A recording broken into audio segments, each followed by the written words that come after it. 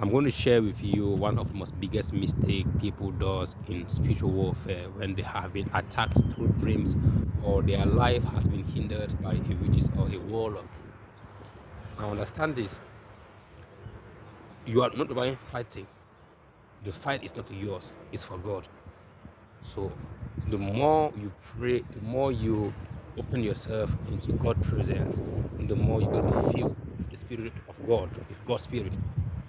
And the more you're going to be filled with God's Spirit and God's wisdom and God's strategies and God's voice. Because when you are going there, you are not going there by your own.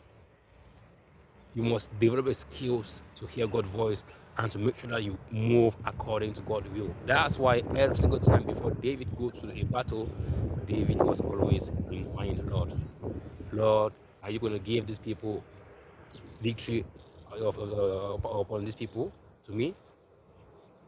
If God said yes, David, he will go. If God said no, he won't go. And that came from his relationship with God because he knew the Lord. He knew the Lord. But most of us today, when we engage in spiritual warfare, the reason why these witches are frustrating us and taking victory over us is because we don't spend time on building our relationship with God, building power, building momentum, like really get to know God and how He operates and what are God's strategy for the warfare we are going through in order for us to be successful. Most of us, I saw people in my life, and sometimes you're going to be seeing them going through the warfare and you cannot help them because they lack discernment.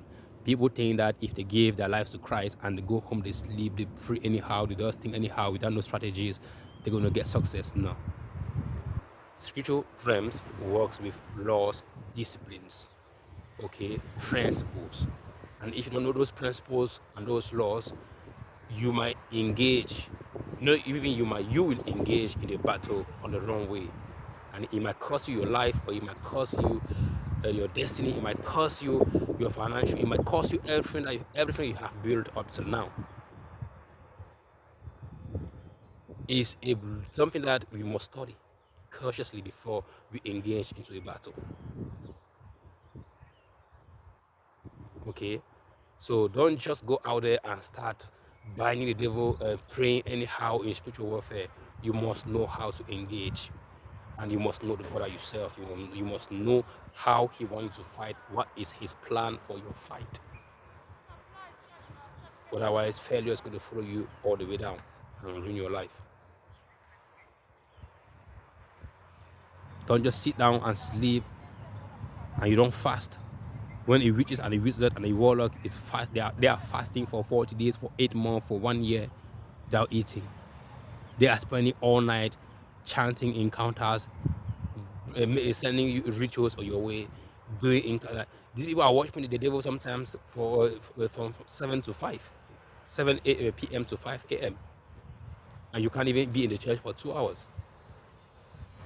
You can't even pray at home for 10 minutes. How you going to compete? Because the spirit that they carry in them, they know how to excite, get the spirit happy. That's why they receive victory. But you on your side, you don't know how to make God happy. God is even show you what to do to make Him happy, but you choose to worship God according to your own understanding. You let yourself be dominated by laziness, and the enemy got you.